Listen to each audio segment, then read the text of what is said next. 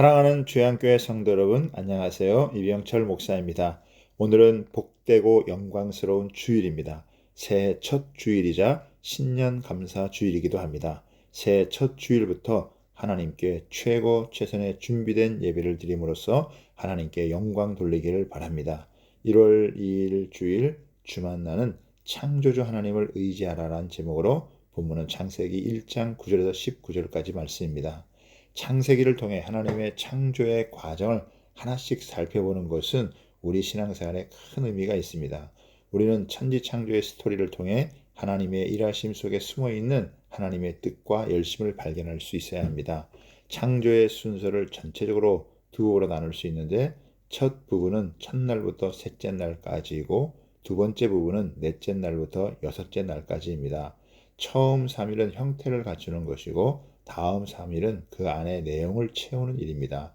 그래서 첫째 날과 넷째 날, 둘째 날과 다섯째 날, 셋째 날과 여섯째 날이 짝을 이룹니다. 첫째 날 창조된 것이 빛이라면 넷째 날은 해와 달과 별로 채워졌습니다. 둘째 날은 하늘과 물인데 다섯째 날은 새와 물고기이고 셋째 날은 땅인데 여섯째 날은 육지와 동물과 인간 순으로 창조됩니다. 오늘날의 용어로 말하면 프레임을 먼저 만들고 컨텐츠를 채우셨다는 것입니다. 먼저 그릇을 만들고 그 안에 내용을 담은 순서로 진행하셨습니다. 오늘 본문 말씀을 통해 두 가지를 살펴보겠습니다. 첫 번째는 하나님은 좋은 환경을 창조하십니다. 9절에서부터 10절까지를 보면 하나님이 이르시되 천하의 물이 한 곳으로 모이고 묻이 드러나 하시니 그대로 되니라. 하나님이 묻을 땅이라 부르시고 모인 물을 바다라 부르시니 하나님이 보시기에 좋았더라고 합니다. 하나님은 셋째 날에 물을 한 곳으로 모아 바다와 땅을 조성하십니다. 그리고 땅 위에는 풀과 채소와 나무가 창조됩니다. 11절에서 13절을 보면 하나님이 이르시되 땅은 풀과 씨 맺는 채소와 각기 종류대로 씨 가진 열매 맺는 나무를 내라 하시니 그대로 되어 땅이 풀과 각기 종류대로 씨 맺는 채소와 각기 종류대로 씨 가진 열매 맺는 나무를 내니 하나님이 보시기에 좋았더라. 저녁이 되고 아침이 되니 이는 셋째 날이라고 합니다.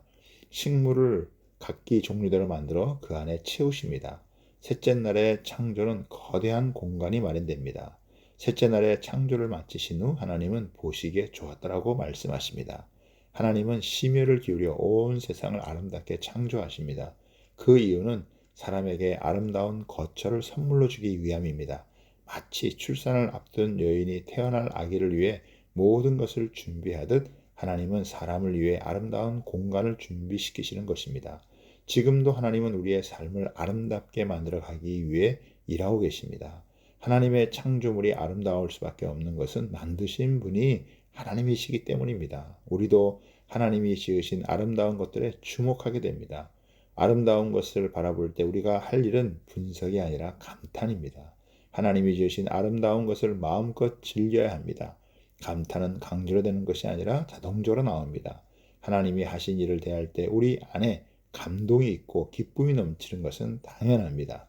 언제나 우리의 삶을 인도해 가시는 하나님을 의지하기 바랍니다. 두 번째는 하나님은 시간의 창조주이십니다. 14절에 보면 하나님이 이르시되 하늘의 궁창에 광명체들이 있어 낮과 밤을 나누게 하고 그것들로 징조와 계절과 날과 해를 이루게 하라라고 합니다.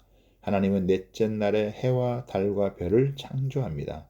하나님은 광명체로 땅을 비추시고 빛과 어두움을 나누십니다. 16절에 보면 하나님이 두 광명체를 만드사 큰 광명체로 낮을 주관하게 하시고 작은 광명체로 밤을 주관하게 하시며 또 별들을 만드시고 라고 합니다.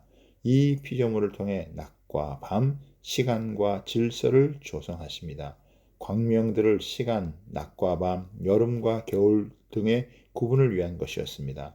이것들은 해의 움직임에 따라 변했습니다. 해가 뜨면 낮이고 해가 지면 밤이 되며 해가 우리 쪽에 희귀선에 가까이 오면 여름이고 다른 쪽 희귀선으로 멀리 가면 겨울이 옵니다. 이와 같이 해 아래에 있는 모든 목적에는 기한이 있다는 것입니다. 이 시간의 법칙은 인간이 만든 것이 아니라 하나님이 창조하신 것이며 우리는 이 창조 질서의 원리에 따라 살아야 합니다. 시간의 주권자가 하나님이시기 때문에 우리의 힘으로는 내일과 미래를 정할 수 없습니다. 우리는 언제나 인생 자체가 하나님 주신 선물임을 기억하고 감사와 기쁨 가운데 살아야 합니다. 날마다 창조하신 시간 속에서 하나님의 인도하심을 받으며 살아가길 원합니다.